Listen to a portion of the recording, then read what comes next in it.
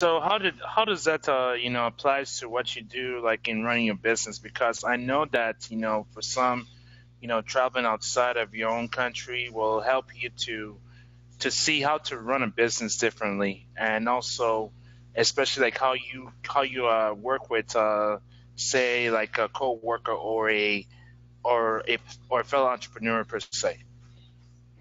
Yeah, no, you have to make it work. And all the different places I got to travel to and all the different teams that I was on, I saw how they all treated differently. And some of them, it was run from top to bottom, just professional as can be. And then some of the every job that you're going to have, it's not going to be the same. And so then there were some where it's like, I don't like getting treated like that. I like getting treated this way. And so now running a business and having contractors or employees or whatever somebody might have with their business, for me, it helps how I treat people, how I not only treat the customer, but how I treat people that I work with, um, and just treating them right from the beginning to the end, and also being encouraging, and then working hard every day. That's what people want to be around, and so that's what I would say kind of helped me with running my business in terms of traveling the world, just treating people All right. fairly and consistently. Yeah. Well, so question is, what are the challenges of like running a business? Like let me rephrase this. Did you had any doubts that you're going to succeed with your company? And if so, how did you overcome those doubts? I believe in our product from day one. I knew it would work. I think the doubts are actually people that try to, I don't know if they, some people maybe purposely do it and some people might not, but people, they're going to tell you, oh, it can't, that's not going to work. That's a cool idea, but that's not going to work. And that's when you start having not necessarily doubts of, I don't think it's going to work, but those are little, thoughts you have inside of your head that you have to say, no, I am going to make this work. And I think overcoming it is just really, that might be the thing that pushes me the hardest is the people back then that said that I can't do it, that I wouldn't be able to make something like this work. In an area where we're in Dallas, Fort Worth, which is one of the top three regions in America for youth soccer. So behind California and New Jersey area, Dallas is the top in America for youth soccer. And so people kind of said, the club's got it handled here. You're not going to be able to do that. It's a doggy dog world. And so that's what drives me still because now not only did I do it in years, we've built a team and a staff that is doing an amazing job. And so it's really fun to work with them and watch it grow and now have the proof to have players that have played college, professional, and then even new players of the game of any age. And now to have this digital product where people from all around the world can get what I would teach in a private lesson, but they can have that on their phone or on their computer. Uh, you know, that's what I'm really excited for right now because it's just there's a bigger reach. All right. So So well, that's really cool. That's really cool. So basically, at the same time, you actually like quote unquote collaborate with the other people basically, in that helped you to like grow your market base per se. Is that correct? I would say not necessarily like that. Really, it's been where we have a small team of trainers that help do the personal training, and we do all that with the kids. And then, but then there's clients that come in, they'll fly in or drive in from Houston, which is a 4 hour drive, or El Paso. There's a family that drives in that will fly. The daughter and the dad will fly in and then train with me for 2.5 hours, get a rent car in a hotel, and then the next day we'll train for another 2.5 hours, and then they'll leave. And it's like that's why we made these online products because a lot of people they wanted to train with me because I'm the former pro, I'm the owner, I'm the one that goes all the time, but I'm only one person, and it's just my schedule is busy, and then the parents are all busy, and the kids are all busy as well. And even the kids that are 45 minutes away from me, it's hard to come on this side of town, battling through traffic. So that's what everybody is loving right now, is just having those digital products and the online courses, to that way they can save themselves time, money, and then they have more time to spend with their family. So um, I'd say that's the thing that everybody is excited about, is people from Germany, people from England are getting invested in with the product. So it's really amazing. It's great. That's very cool. So how important is social media then? Because of the fact that any one of us can run a business from wherever, per se, and have a customer base from all around the world.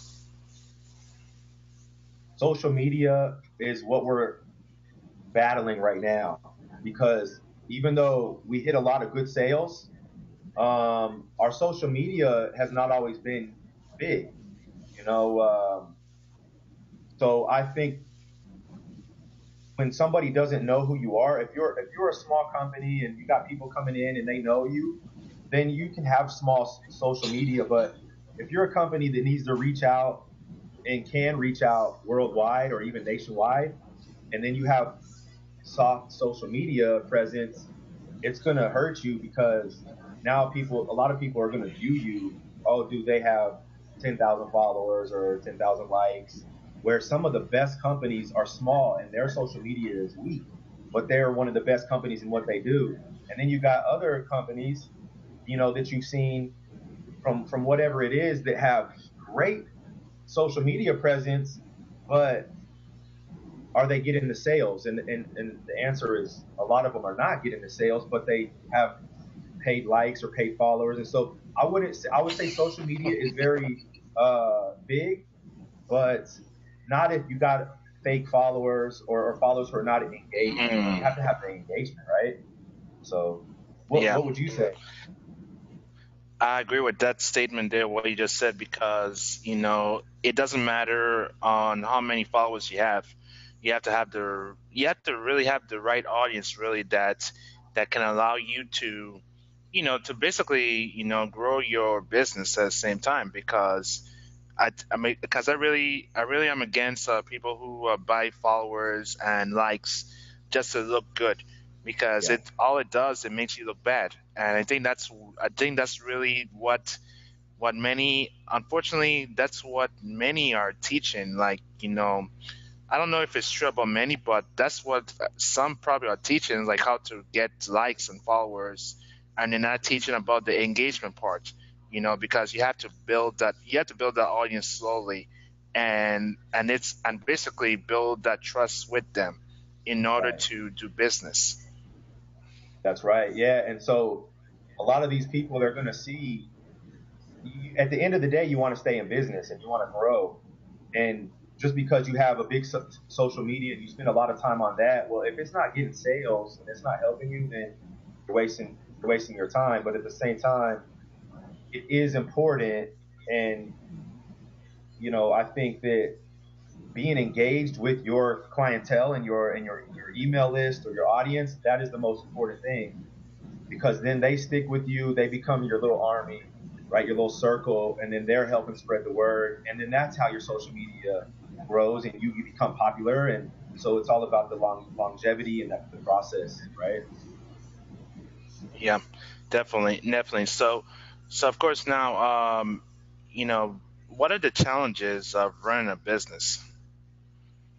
I think the challenge is you can do whatever you want to do, right? So if you're motivated, it's gonna be great.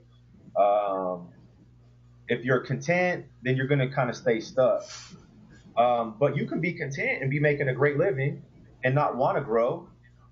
But the challenge can be for a business owner that wants to grow is, okay, now you got to keep investing. It's always spending money to invest in your company, and the end product, it all not always works out for everybody, but you have to do that. You have to invest in your business. And I think that's the challenge, because deep down you're like, oh, I wanna save this money, or I wanna get a different house, or I want to get this or that.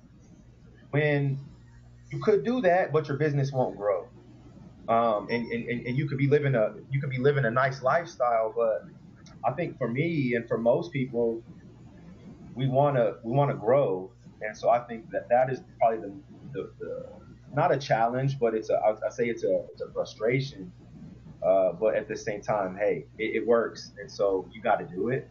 And then I would say another one of being another frustration for a business owner is, if, especially the entrepreneurs who are innovative and they're doing things that nobody else is doing, then you're going to have people that see the idea works and then they're going to copy it. Whereas you kind of don't have a blueprint, right? So if you have a blueprint, I think business is easier and you can copy people. But if you are an innovator who is doing things that is different than everybody else, you coming up with your new ideas, which with technology nowadays, you have to almost change every year, every 2 years. You got to change your website, you got to change the way you market, and so I think those are the key challenges. But if you get in with a pool of just even a few other business owners, who maybe are not in your necessarily in your field, but just who are, even if it's just a once a month meeting or a phone call to kind of vent, or not vent, but even also brainstorm and help each other out, because or else you're kind of stuck on that island alone. And I think it helps people help people, right?